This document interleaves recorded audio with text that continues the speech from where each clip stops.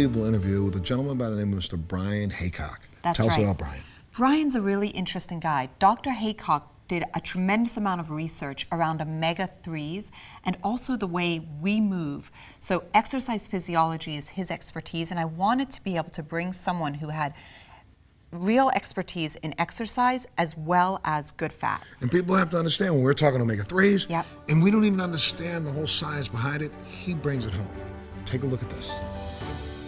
Thank you so much for being with me today. This is a really exciting time. And can you tell me your name and a little bit about your background? My name is Brian Haycock, and I'm an exercise physiologist. I've spent most of my life pursuing health and fitness, and have done so both on a personal level and on an academic level. So when I was very young, I had a brother who was into comic books. And so I used to look at the comic books and look at their muscles and look at the bodies, and I always wanted to be the muscular, character when he wanted to play comic books. And that grew into a fascination with the body and the muscles and how the body works. And so I began exercising regularly at 8 years old. Wow. I still have my little plastic weights they filled with sand, and I lifted and exercised and trained and even did some bodybuilding when I was young through school. And then when I went to college, being interested in health and fitness, I decided, well, if I took psychology and physiology, then that should have my bases covered. I should be able to understand this whole exercise thing and health thing. So I finished my graduate work dealing a lot with type 2 diabetes, as well as skeletal muscle and metabolism and how these tissues affect our health. In addition to that, I went to work in the dietary supplement industry. You can't talk about health or physiology without talking about the food that you eat and vitamins and minerals and whatever type of nutrients that you might be lacking. So I've kind of done a little bit of everything that interested me as far as health and nutrition. So, Dr. Haycock, at 8 years old, you were already thinking about exercise and how your body could be influenced by the movements that you made. Right. It's a remarkable thing. I don't know many other 8-year-olds that would be thinking that way. Well, I've always lamented that I didn't have a fascination with something that was more profitable, like golf or something. The childhood prodigies go on to make quite a career of it, but not in weightlifting, not much money in weightlifting. But what is so fascinating is when you fast forward to today, and we are living our lives in such a sedentary manner, right? We sit for so many hours in the day. We're constantly on our computers, and we live that life. How do you view where we are today and sort of the lifestyle that we live?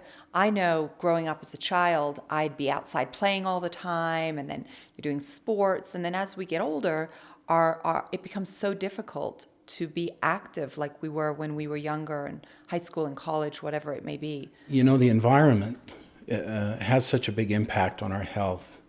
And there's been dramatic shifts in the way both children and adults spend their time essentially since the 70s. I don't know what it was about the 60s revolution, but beginning in the 70s, the amount of time that people spend both outside and doing active things began to decline.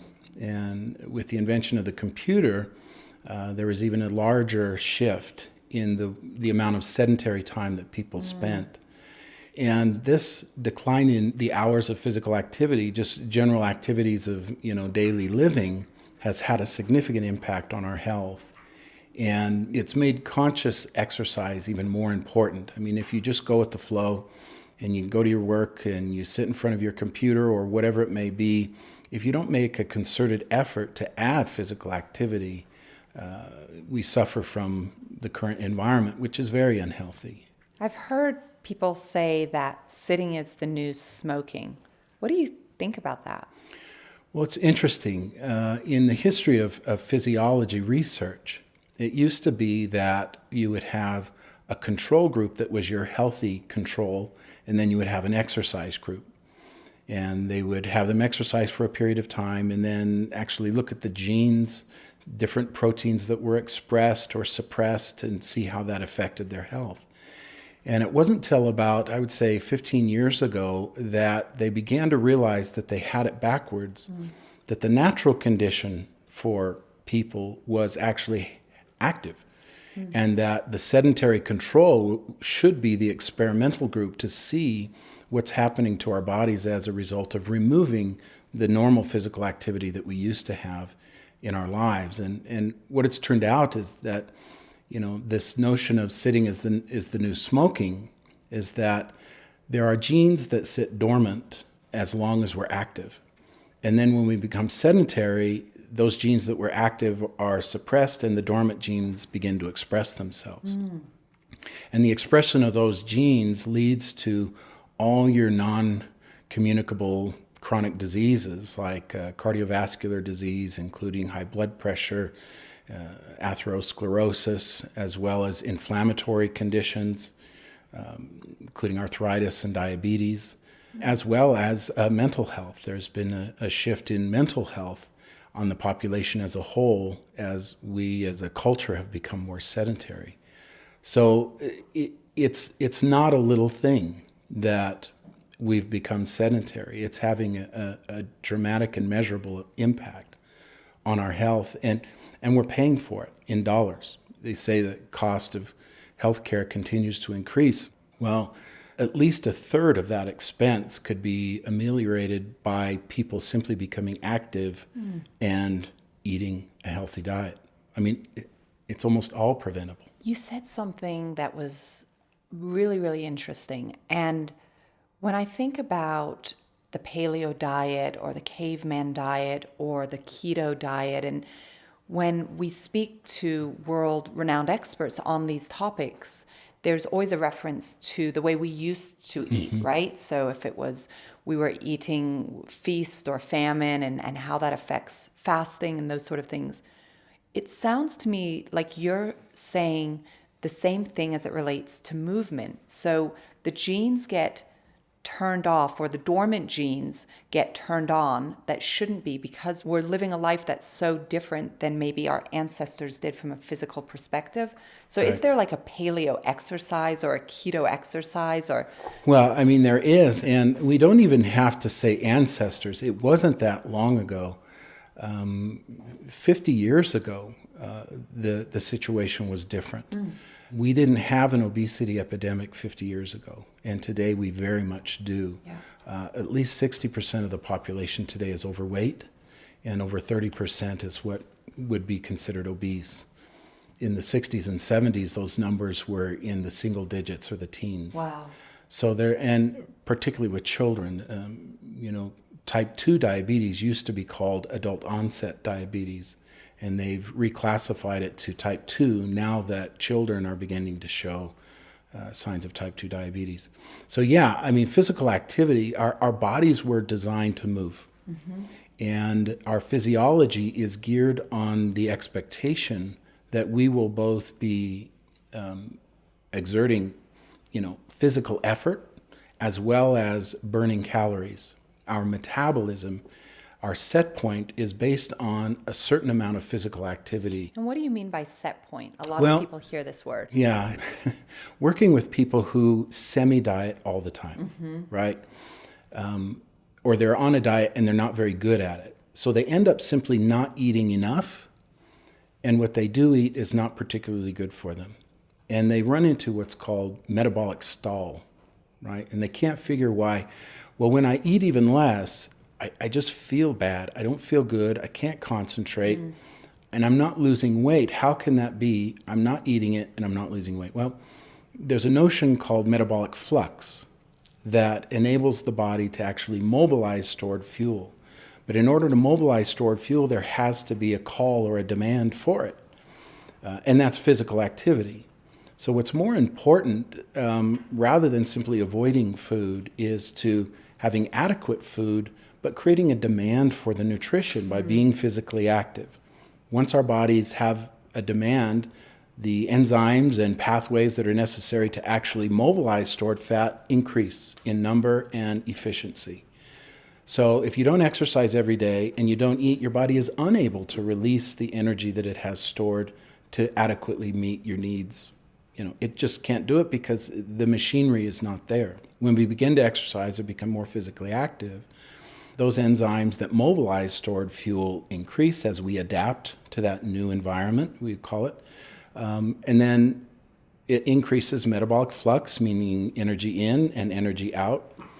And the body can then adequately adapt to seasons of feast and famine, as we did before. And when you'd eat a lot, the calories would be stored, but then in the winter months, when you'd shift to foods that you could store, like meat and beans and those really complex carbs, the body could easily mobilize the fat that it had stored during the more, plenteous seasons of the year. So what kind of exercise do you think makes the biggest difference or is most supportive of making sure that those genes that are dormant, that impact all of our health in so many ways and so many disease states, what are the right types of exercises that make the biggest difference? It's a spectrum. So at the bottom of the spectrum, let's just call it movement. Research has been done looking at genes in the muscles of your legs and what occurs over the course of a day if you sit, meaning there's no contraction of the muscle at all. And then they've compared that to simply standing up once an hour. And once an hour, right? Just get up, get a drink, do whatever, go to the fridge, whatever it might be. That addition of that consistent but very low intensity activity has a significant effect on the physiology of our muscle tissue and in turn our body. Now on the other end of the spectrum, wow, a significant effect. Yes, very significant. That's really interesting. Again, tied to the sitting is the new smoking. Right. On the other end of the spectrum, traditionally it used to be, well, if I'm going to do cardiovascular exercise, it's long and slow. I got to spend hours on the treadmill or get outside and I have to learn to run. That isn't necessarily true. For an individual who wants to run a marathon, for example, who wants to prepare for it, yes, you're going to have to put in the time because it's not just your physical ability to cope with the demands of running a marathon, but even mentally, the demands of running for hours on end is a mental struggle. Right. And if you've never done it because you thought you'd split it up into small runs, you're not going to make it. So you will adapt to the task itself. And so the practice or the training needs to be very specific to what you want to do. More recently, they've found that even very short bursts of high intensity exercise can create increases in VO2 max that they used to think were only associated with cardiovascular exercise. And that's where you have particularly triathletes and distance runners who are now training sprints, doing what's called a Wingate test, right? Where it's a 30-second all-out, sprint on a stationary bike. They're showing the same adaptive changes cardiovascularly that they thought were only associated with long and slow cardiovascular exercise. So that's been a revelation. So it's like the high intensity, the back and forth. Even if you do, let's say 30 minutes of interval training, is that something that makes a big difference? Absolutely. This thing about interval training, it has a number of advantages to just semi-intense continuous exercises, called interval versus continuous. The interval training, one, allows you to exercise at a higher intensity for a short period of time. This causes the release of catecholamines like adrenaline and noradrenaline, right? And you have body fat that is only accessible with adrenaline. For example, belly fat that men store a lot does not require adrenaline to mobilize, right? So you can simply eat less and say, oh, my waist got smaller, right? You still look the same, but your waist is smaller. But the subcutaneous fat that's on the rest of the body is only really mobilized with adrenaline, and that requires high-intensity exercise to increase our output. It's a fight or flight, response.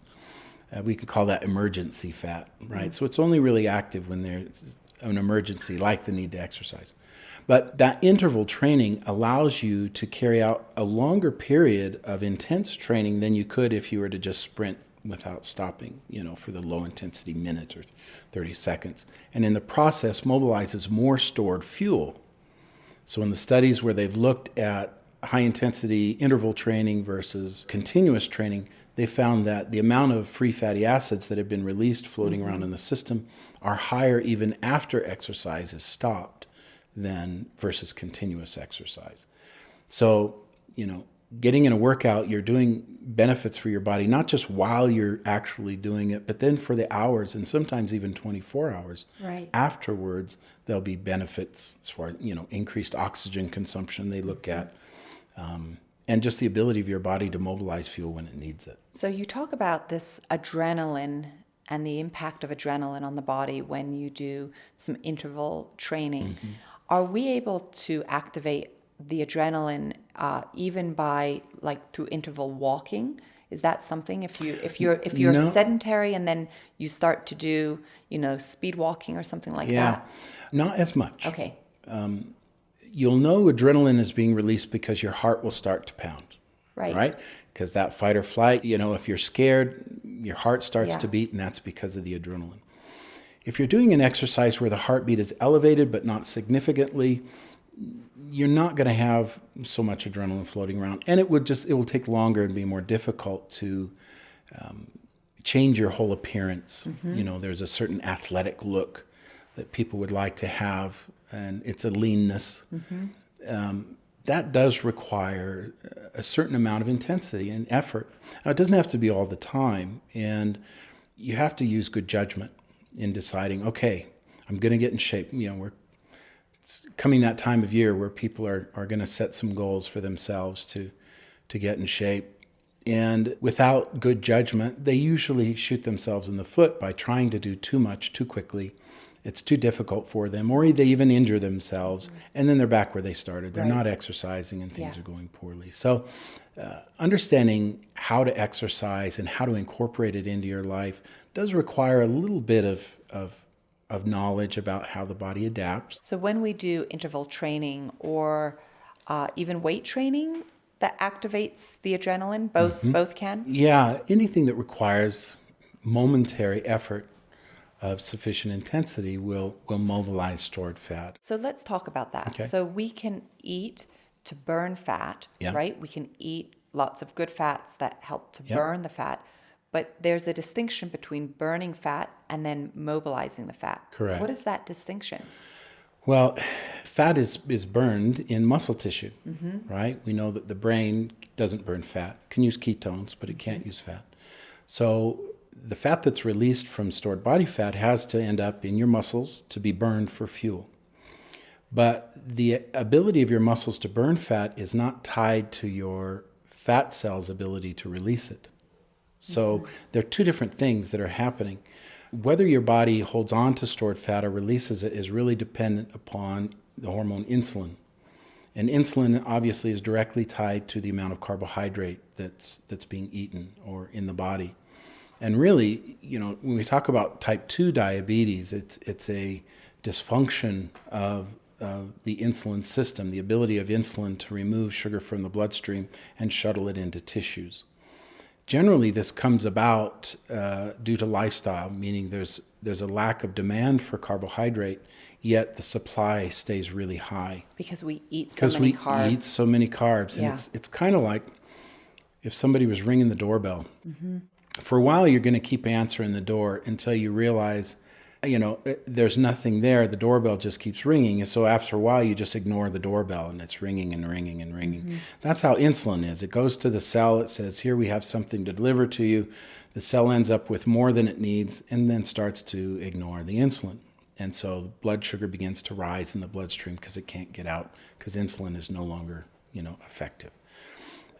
The solution to that, obviously, is you have two choices. You can either stop eating so many carbs or start burning them.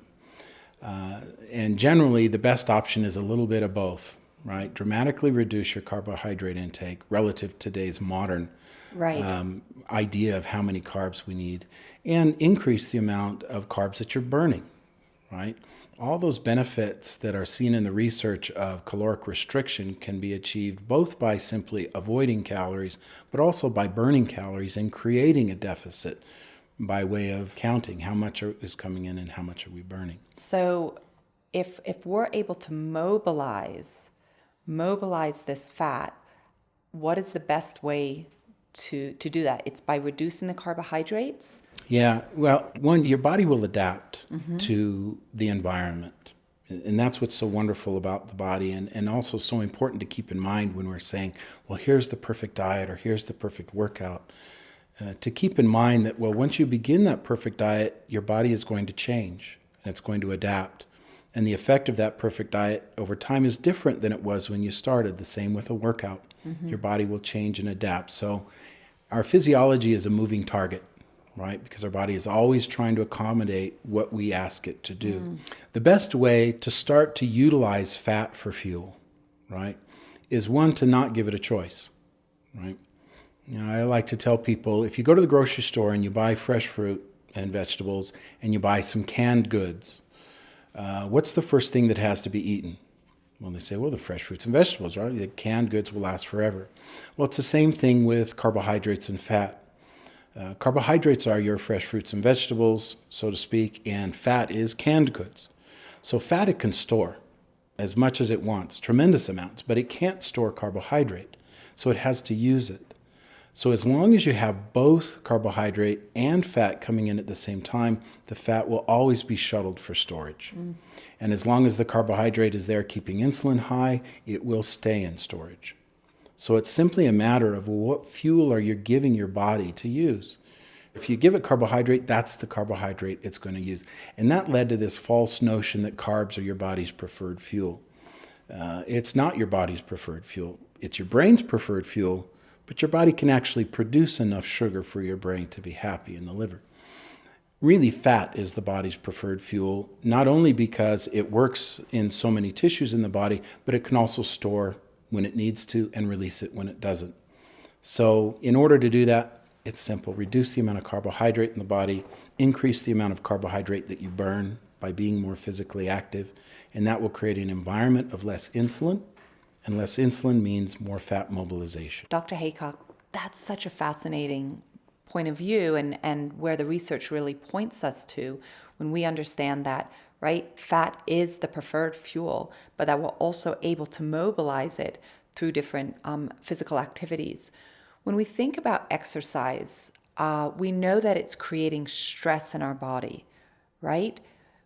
Can you tell us a little bit about good stress and bad stress? And I've always thought of stress as a word that we mostly want to stay away from. Yeah, there's this idea of eustress, like utopia, right? Or euphoria, meaning good.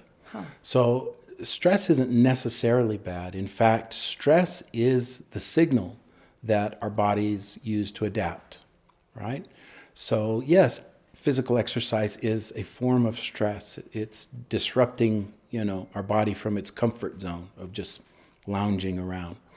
But that stress is necessary in order to bring about changes in the body.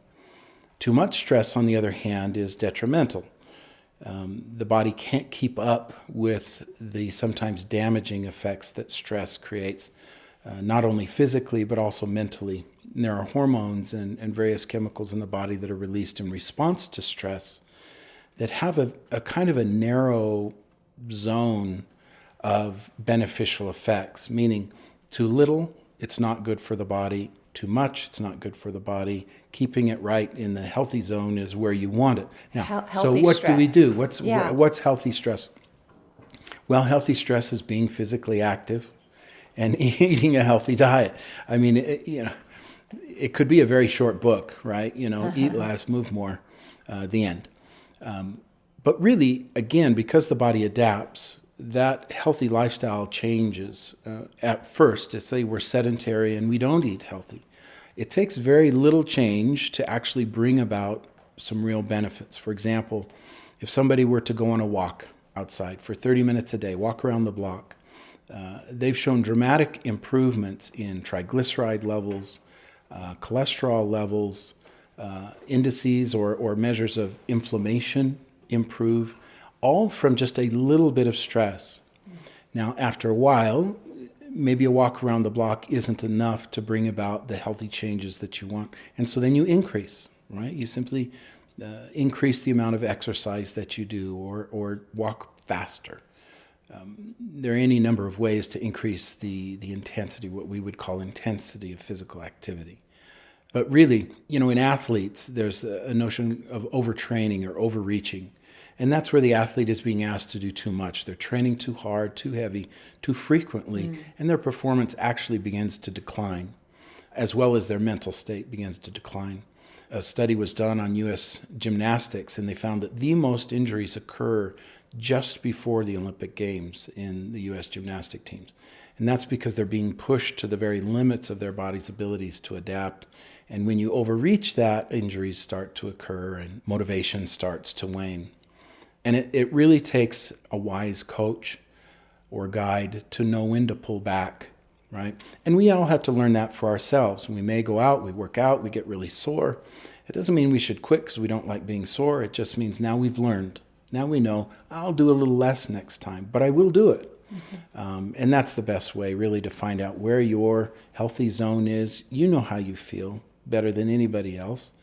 And you really don't know how good you can feel until you get out and you start doing the very basics of physical exercise and improving your diet. Dr. Beth Levine did some really interesting research on autophagy and activating it through 30 minutes of exercise, if it's that interval training that you spoke about or weight training. Can you explain to us a little bit about why activating autophagy during 30 minutes, and that's a good amount of time to do it, is so important for our general and overall health? Yeah. Autophagy essentially means to eat your cell, right? So it's Latin, autophagy or self-eat. And that's the way for a cell to do house cleaning. So there are what we call organelles or proteins within all our cells that have their function, but at times they either wear out, right? Or they become no longer useful. And we've discovered that if those proteins or organelles begin to accumulate that have been produced for some reason temporarily, the cell begins to malfunction. It can't take care of itself. So it has a house cleaning function that we call autophagy, and that's where it goes in, it breaks down the proteins, it gets rid of them with the help of something called a lysosome. But they found that that's critical for the renewing ability of our bodies, right? All of our cells die, but we need them to renew. We need the ability to replace things and to repair things that are damaged. The sun is a good example. Autophagy happens a lot. When you get out in the sun for the first time during the year or whatnot, some cells are damaged, and autophagy occurs to clean up whatever damage, and then the cell is repaired, and we're good again. Exercise does the same thing. Interestingly enough, autophagy is triggered by a reduction in energy stores within the cell. So as the cell begins to sense that there's not as much ATP, which is the energy currency for your cell, as it begins to sense a decline in energy levels, it activates signals that will prepare the cell to repair itself and to begin that autophagy as soon as exercise is finished. And in that way, exercise, even though it's a stress, that contributes to that eustress. It's not only stimulating the body to be strong and to be capable, but also to renew itself and to remove things that are damaged or not beneficial within the cells. Let's move over to fish oil and omega-3s and some of the good fats that are so helpful in really getting us to burn the chosen fuel for our bodies. You've done a lot of work with fish oil and omega-3s. Can you tell us a little bit about how we normally access our fish oils and where they come from, that sort of supply chain journey, which is something that I'm completely and always fascinated by?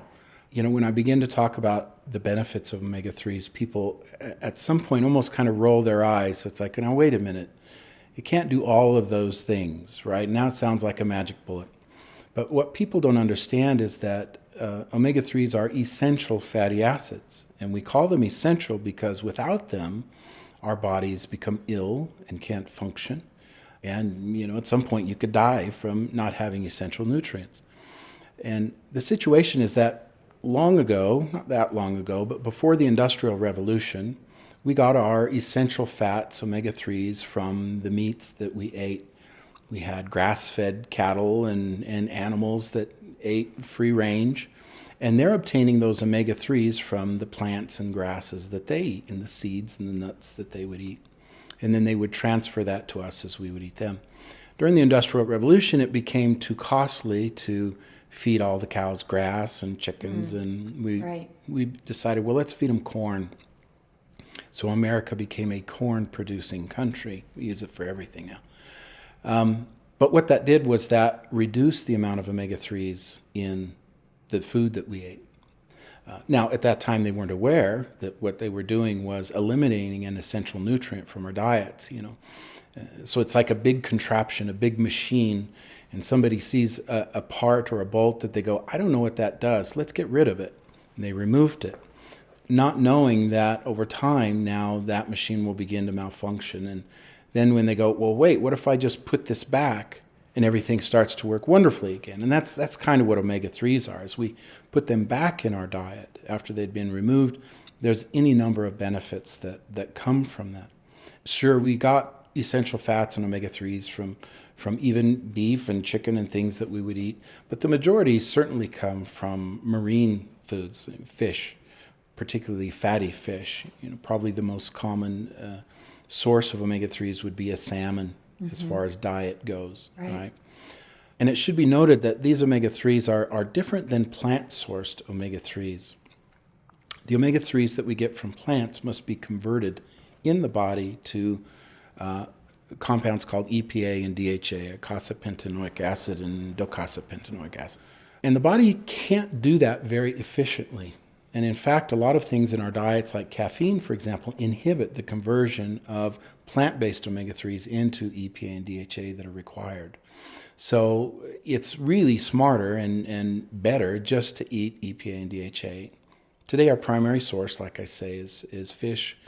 And because a lot of people don't enjoy eating fish or as much as they should, fish oil supplements really are primary and most logical source to get the type of or the level of omega-3s that we need in our diet. So we're not getting it from the meats that we're eating because of all the corn in our lives that the animals are being fed, unless we're eating grass-fed, and that makes obviously a huge difference. And that's a premium. Not everybody has access to that. And then so many people don't like to eat fish and don't like the flavor, whatever it may be. So the main source of these essential fatty acids are coming from fish oil products. That's right. It seems simple. A lot of dietary supplements are produced synthetically or even by a process called fermentation. We can have actually bacteria produce nutrients and amino acids for us. And there's an unlimited supply. Fish oil, on the other hand, is not produced in a manufacturing plant. It's harvested from fish. And there's a number of aspects to the fish oil industry that I think are important for people to know. And that's that not all fish oil products are the same, both from their source and also the quality of the product at the time that it's purchased. Having worked in the industry for a while, I became very aware of where is all this fish oil coming from. And where does it primarily come from? It primarily comes from what we would call bait fish, right? So sardines and anchovies that are net harvested. And where are they typically harvested?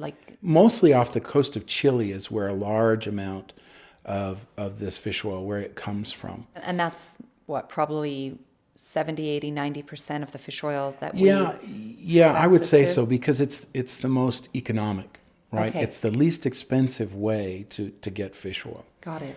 So most fish oil products that you get won't be able to say exactly where the fish oil came from. It'll maybe list a number of species saying it came from any number of these because of the way it's harvested. It's just a fish trawl the bottoms, and then they dump the fish in the bottom of the boat and grind it up and And they that's grind up it. the whole fish. Yep. So the fish are caught primarily off the coast of Chile and in these large nets. Yep. And then all of those fish are dumped to the bottom of these big, what kind of boats are they, do you think? Fishing trawlers, we call trawlers. them. Yeah. Okay, so big fishing trawlers. And then what happens from there? Well, if it's a long way or a long time before the fish can be processed, they'll freeze it, right? And that's the best way to preserve the fish. Yeah. And then it's stored that way until it gets to whatever processing plant that it may go to. But as a food, it requires special handling, particularly from oxygen. And if the fish is left at certain temperatures for too long, or the oil is exposed to oxygen because of the way it's processed, it becomes oxidized. Yeah. And so again, you have a somewhat unsustainable source, which is most fish oil today is unsustainable. Something that people don't really hear about or talk about. We tend to assume that the oceans are huge. There's no end to the number of fish, but there is an end.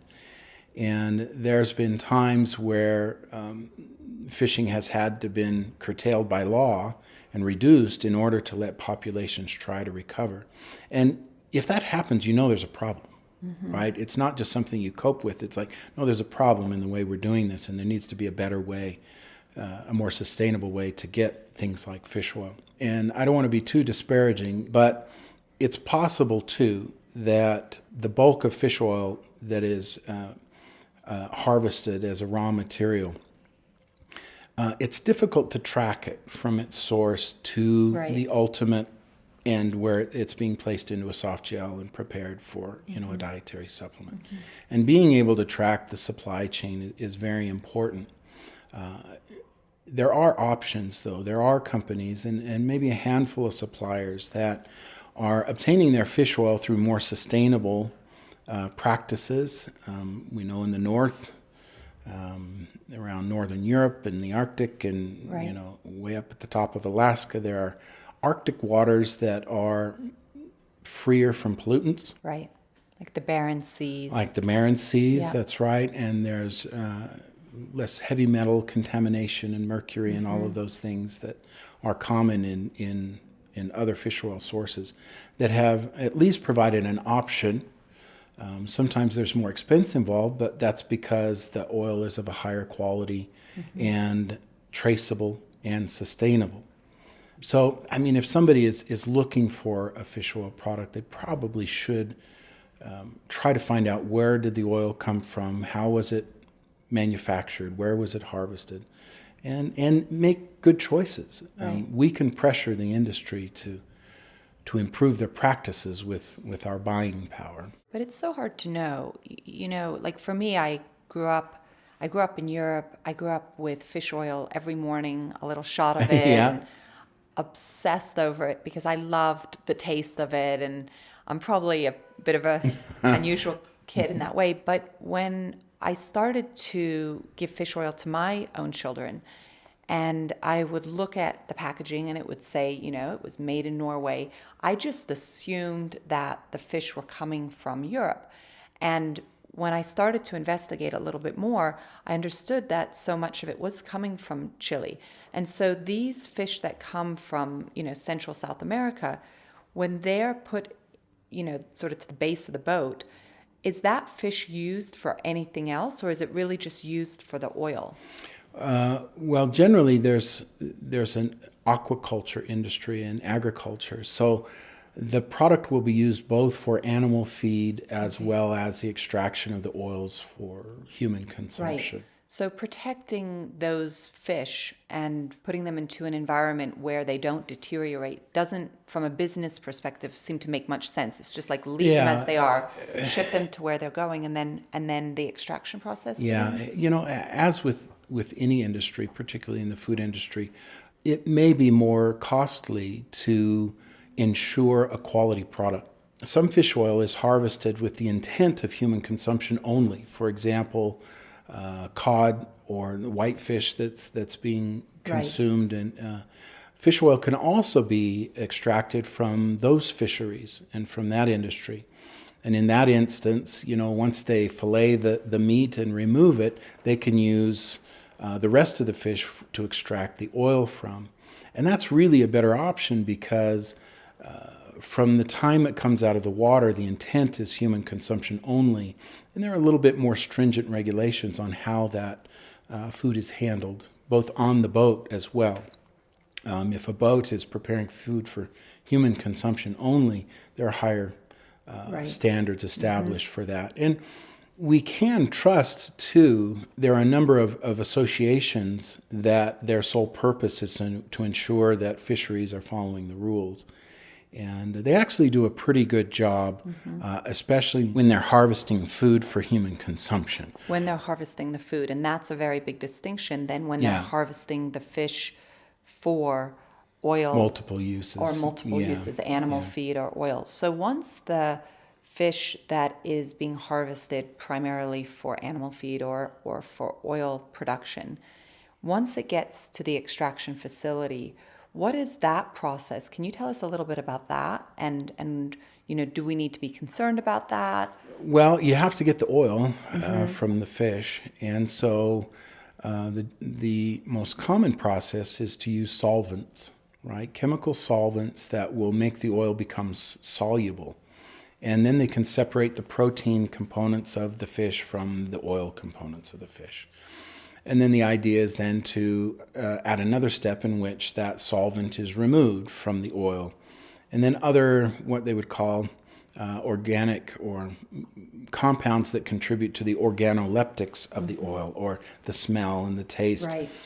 There's a number of steps, winterizing and bleaching, that they do to the oil to try to get it into an acceptable form that consumers would be happy to purchase. So actually bleaching. Yeah, it's a cleaning type of step.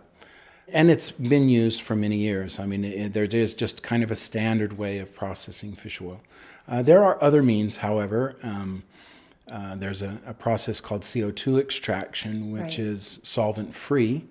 And, if that would probably be the preferred method of extracting the oil. But can that be used when the fish are there to, really just be provided to animals as feed? Or Well, the thing is that the suppliers that use a CO2 extraction aren't in the agriculture feed business, because CO2 extraction is a little more expensive. I see. And so you wouldn't spend the money to extract it that way if it's just going to go towards animal feed. You would use a less expensive means of processing the fish. And then when it comes to our consumption of the oils from, the Chilean, Central South America, those oils, can you use a CO2, or have the oils just come so rancid? Yeah, sure, it's possible. I mean, it just depends on the manufacturer of the oil, if that's something they choose to do. In my personal experience, though, that hasn't been the case. Most of the fishing companies that are harvesting fish for human consumption only are not trawling with large nets. There's a specific species of fish that they're catching only. And then that fish is handled in a different way. And once you're investing that much, it makes sense to make it a higher quality oil, one that you can market as a higher quality oil. Yeah. There's very little middle ground when it comes to producing fish oil. There's a very inexpensive, high volume means of processing it, and then a lower volume, premium means of processing the oil. And probably, like we were saying, 70, 80, 90% of the oil it's less expensive. Is the less expensive People form. get accustomed to cheap things. So I get really concerned when I hear about this extraction process with bleach and bleaching and different, even though it's been the way it's been done for a long time. What does that do to the oil? And obviously we don't want that rancid smell and taste. And so if your fish oil smells really fishy, it's because it's become oxidized. And oxidized omega-3s, interestingly enough, are actually bad for you. So they've done studies where they've shown that the harm from oxidized fish oil may not outweigh the benefits if that's the product that a person is consuming. So the way that the oil is handled, if it's handled with a lot of care and protected from oxygen and oxidation, you won't have a fish oil that smells bad, Right. smells like old fish, because that is a sign that it's not high quality and that it's not fresh oil. But protecting it from oxygen and ensuring that the product that's at the time it's put into the soft gels has been protected from oxygen will ensure that it's a fresh oil and that it's not oxidized and it's just a higher quality oil. Very interesting. But again, costs more Yeah. to do that. But I think if we knew about the supply chain and understood really what this fish oil Yeah. went through before we consumed it, Well, it would change our perspective on the cost. Anybody that's familiar with the food industry as a whole will probably not be surprised that there are methods that we might not agree with if we Right. knew about them. And that message is kind of getting out little by little, but there's a lot of room for improvement in the way we produce food. And fish oil is just another example. Yeah. So, of course, we all want to know, is there a magic bullet out there for people who are wanting to lose weight and maybe not exercise as much? Is there some sort of way that we can achieve that? No. And if somebody found that, of course, they'd already be selling it. Okay, are there some little mini magic bullets? Well, exercise is a magic bullet, and Yeah. that's the thing. It's interesting that the pharmaceutical industry is currently trying to find a drug that they feel mimics exercise. But the thinking in pharma is very reductionist, meaning there must be this one simple thing, this one answer that's going to give you exercise in a bottle. There is no exercise in a bottle. The benefits from exercise are so broad and so varied that there is no drug that could ever truly replace exercise. For example, one simple benefit of exercise is this notion of a futile cycle, right? So we talk often about, well, how do you burn energy? Well, you get out and you do something. You get off your chair and you move around. Well, an interesting thing that happens in people that begin to exercise is the body produces what are called uncoupling proteins. And these uncoupling proteins uncouple energy production from actual movement. Are they the heat proteins? They're heat proteins. Okay. So as you exercise and you start to feel all this heat, or when you stop exercising and you're always cold and your temperature literally is reduced, your body temperature, it's because of the activity of these uncoupling proteins. Now, thyroid hormone, for example, relies on uncoupling proteins to increase your body temperature. And exercise increases these proteins. So your ability to burn fat is increased with exercise, not just while you're exercising, but while you're sitting around doing your job during the day. So I don't know, the benefits of exercise can't be overstated. And of course, I'm an exercise physiologist, so that's what I'm going to say, but it really is true. And that's what the research points to, Yeah. and that's what we experience. And truly we do. We live in an environment that is so counter to movement. I mean, something I do that I'm sure a lot of other people do is just set the alarm on my computer or whatever it may remind be you. to remind me that once an hour I'm going to get up, move around, Yep. walk around the office, whatever it is, but it's just stepping up and Yeah. doing something at And it that really is interval. to time for a real change in what we call the built environment. So in all these office buildings where we're putting people in cubes and asking them to sit there for 8 to 10 hours a day, is that really healthy for them? Are we actually hurting them by forcing them to work in these conditions? And the answer is yes. Whether people accept it yet or not, it is true. And so some rethinking has to come into play when the idea of putting people in a place where they have to work for many hours. Let's redesign those spaces to encourage movement, to encourage occasional activity. And that's kind of a field rich for new ideas and some innovative thinking. But it will have a huge impact on the country's health. Even the standing desks that were Standing lots desks, of us are getting yes. to use, Treadmill and desks. treadmill, yeah. Yeah, there's any number of ways that shouldn't, I mean, really, it's not expensive. It's just a willingness to do it, I like so much what you said about, there are different types of movement that really relate to the way we've moved in the past. And it wasn't even that long ago, 50 years Right. ago, and the effect that can have on our general health, but also on the prevention of disease. That's a very, very strong statement, and one that you don't really hear that much out there. We're a culture that's geared towards rescue medicine, right? So wait till you get sick, and then we're going to come up with a clever way to fix you. It makes so much more sense to try to prevent people from getting sick in the first place. Well-being is what we're talking about. People's happiness, their satisfaction with their life. The experience of life itself is so fundamentally impacted by our health. And it sounds cliche, but you don't know what you have till it's gone. Right. I mean, it really is true. An ounce of prevention is worth a pound of cure. It really is true. That's why people say it. We all know that omega-3s are essential fatty acids, essential to our health. But the research is so all over the varied. map, and there's a reason for that. Most of the research that's been done on the benefits of omega-3 fatty acids have been done following what we call a drug model, and that's where you have a placebo group and an active group or a treatment group.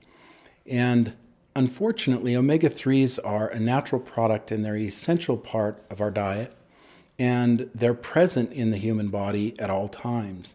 So you can't really have a placebo group that's absent of omega-3s like you would a new drug that's being tested in people.